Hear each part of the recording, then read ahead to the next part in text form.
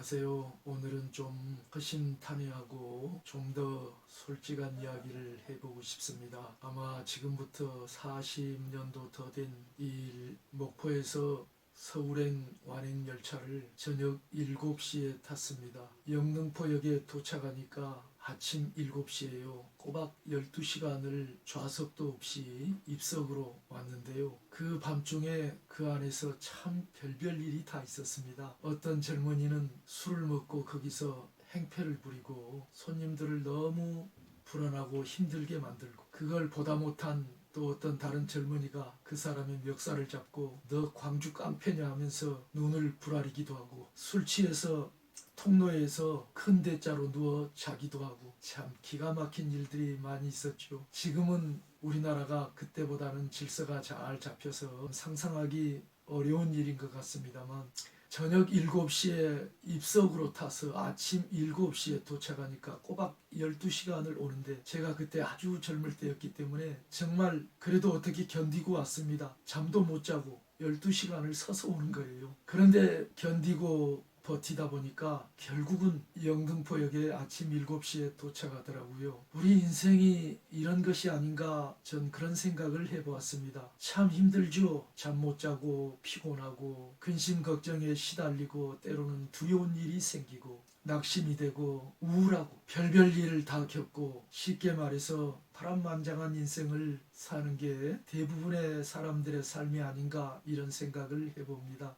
이 동영상을 보시는 여러분도 참 어렵고 험난한 인생을 살아왔으리라 생각이 됩니다. 때로는 힘들고 때로는 죽고 싶기도 하고 때로는 근심 걱정에 시달리고 한숨을 쉬기도 하고, 어떤 분들은 죽지 못해 산다고 말하기도 하고, 그게 대부분의 인생이 아닐까요? 저 멀리 보이는 푸른 초원도 가까이서 다가가 보면 풀잎이 듬성듬성 나 있고 누런 흙이 보이는 것을, 흙바닥이 보이는 것을 알 수 있습니다. 우리가 다른 사람들의 인생을 볼 때도 멀리서 볼 때는 파래 보이고 아름다워 보이고 행복해 보이지만, 가까이 다가가서 보면은 그렇지 않아요. 남의 밥그릇에 밥이 더 많아 보이고 남의 떡이 더 커 보이고, 다른 사람들은 다 행복한 것 같은데 나만 불행한 것 같다. 그런데 대부분의 사람들이 다 그렇게 생각하면서 살고 있습니다. 행복해 보이는 사람, 그 사람과 한 달만 같이 살아보세요. 똑같습니다. 어떤 멋진 여자, 어떤 멋진 남자를 만나서 그를 배우자 삼고 결혼하면 참 행복할 것 같은데, 얼마 동안 서로 사랑에 빠져 있을 때는 행복하죠. 그런데 그 전에 알지 못했던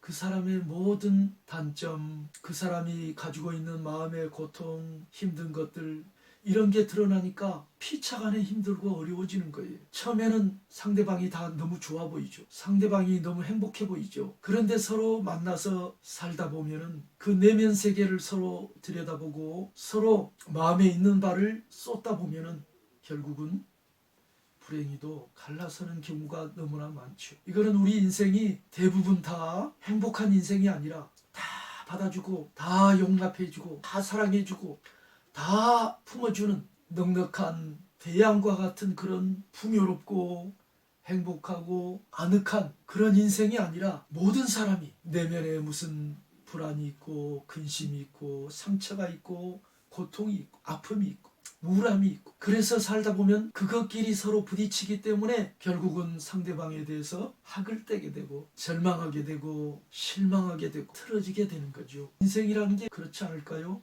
내가 누군가를 부러워하고 있으면 다른 사람은 또 나를 부러워하고 있어요. 그러나 우리가 죽지 않고 살면은 어떻게 해서든 우리 인생은 그냥 저냥 그럭저럭 지나가게 됩니다. 그러나 우리가 이렇게 시달리면서 그럭저럭 버티고 견디고 살아간다는 것은 너무 무의미하잖아요. 그래도 뭔가 의미를 찾아야 되지 않겠어요? 제가 목포역에서 저녁 7시에 서울행 완행열차에 몸을 담았을 때 그 안에서 별별 일이 다 있었고 잠도 못 잤고 힘들었지만 버티고 있으니까 12시간 지나서 아침 7시에 영등포역에 원하는 목적지에 도착하더라 이거죠.